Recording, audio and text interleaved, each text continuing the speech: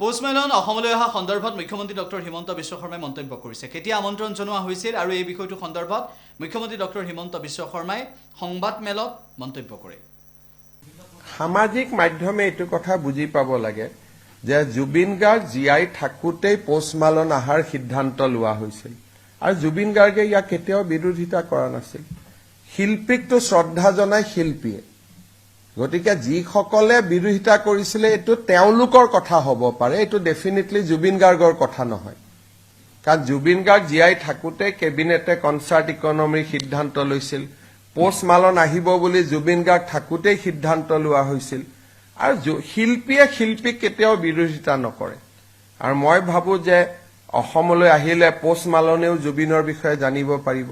It is good for Assam, ভাল হ'ব। আৰু ইয়াত নাহিলেওতো টিভিত মানুহে চাবই পাৰিব। গতিকে অসমত কনচাৰ্ট ইকনমি আগবাঢ়িলে আমাৰ নিশ্চয় অসমৰ নাম হ'ব, অসমৰ গৌৰৱ হ'ব, ৰাজ্যখন আগুৱাই যাব। আমি ইয়াত নকৰিলে শ্বিলঙত কৰিলেহেঁতেন, 2 ঘণ্টা লাগিলেহেঁতেন।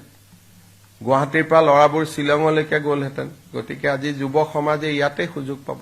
এটা কথা সংবাদ মাধ্যমত প্ৰচাৰ কৰাৰ দৰে এখন অসম চৰকাৰৰ ইভেণ্ট নহয়।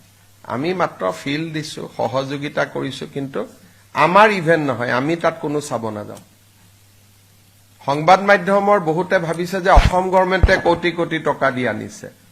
আমাৰ ইয়াত কোনো ফাইনেন্সিয়েল ইনভলভমেণ্ট নাই আৰু আমি তাত জড়িতও নহয়। আমি মাত্ৰ ভেটেনাৰী ফিল্ডখন দিছো, 20-30 লাখ টকা যদি কিবা ডিপাৰ্টমেণ্টে খৰচ কৰিছে তাকো মই মানাই কৰিছো, পিছত মই খবৰ ল'ম। কিন্তু এইখন ইভেণ্ট বুক মাই শ্ব'ৰ পৰা হৈছে, অসম চৰকাৰ ইয়াত জড়িত নহয়।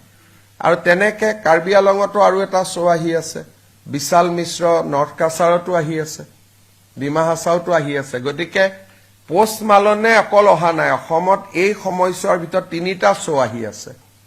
আৰু মই দেখিছো যে হৰ্ণবিলতো বহুত ধুনীয়াকৈ ফেষ্টিভেল আৰম্ভ হৈছে, আনকি অখিল গগৈয়ে হৰ্ণবিল ফেষ্টিভেল চাব গৈছে।